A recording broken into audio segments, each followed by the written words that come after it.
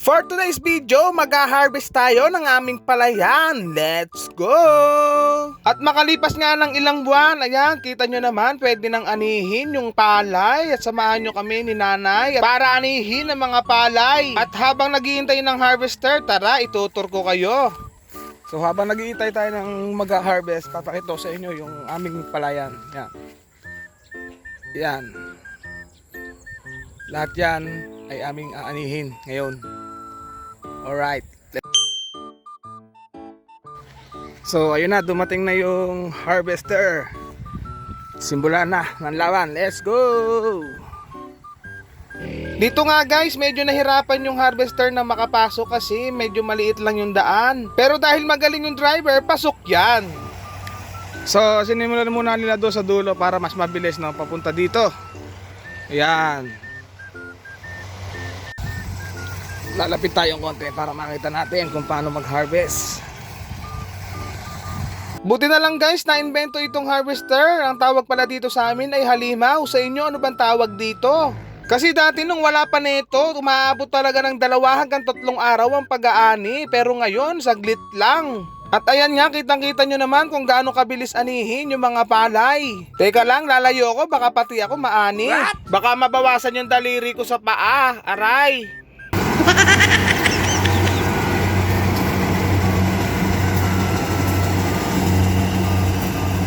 At ayun nga guys, kita nyo naman, after ng 30 minutes, halos maubos na yung isang pilapil ng aming palay, ganong kabilis. At ayun ang inyong kuya, may paturo-turo pa. Ingat ka, baka manuno ka. At sinimulan na nga pala nila guys, itong pangalawang pwesto, kita nyo naman, ang bilis talaga. Minsan nga gusto ko ma-experience kung paano ba magmaneho niyan. At eto nga si nanay, kahit sobrang init, gumitna pa, basta may cellphone, okay lang yan. Baka may mahalagang importanteng kailangan tawagan. At shout out sa mga malalakas nating naghahakot ng palay. Kung wala kayo, baka ako pa naghakot niyan. Kaso hindi ko kaya yan. Baka nakakaisa pa lang ako. Lawit na ang dila ko. Kaya shout out uli sa inyo. At talaga namang ako'y hangang-hanga sa halimaw na ito. Biruin mo, pagkatapos ng pangalawang area, nandito na agad sila sa pangatlo. Ang galing nyo! Sheesh! At eto nga guys, kada ikot nila, dito nila ibinabagsak yung palay para malapit sa mga naghahakot. Medyo marami naman sila guys, kaya medyo mabilis din ang pagdadala ng palay dun sa bagsakan. At itong inyong kuya, tamang tagalista lang para walang lamangan. At dito nga pala nila dinadala guys yung mga palay na hinakot nila galing dun sa palayan. Halos matatapos na nga yung aanihin sa palayan, kaya ito kukuha muna ako ng pagkain ng mga naghahakot, kasama na rin yung amin. At eto nga pala guys yung service ko, Ford Mustang.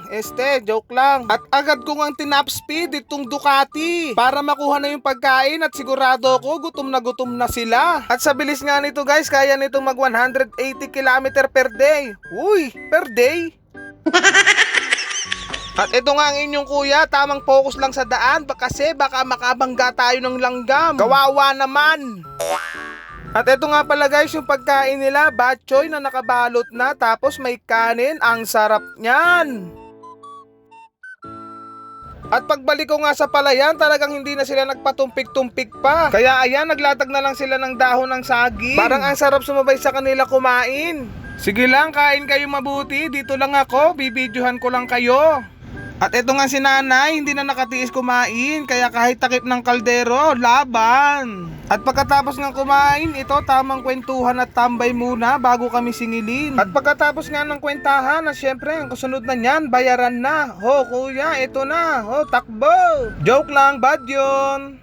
At dahil nga tapos na kami magpa-harvest, hihintayin na lang namin yung bibili ng palay namin. Thank you for watching guys, please like and follow. Thank you.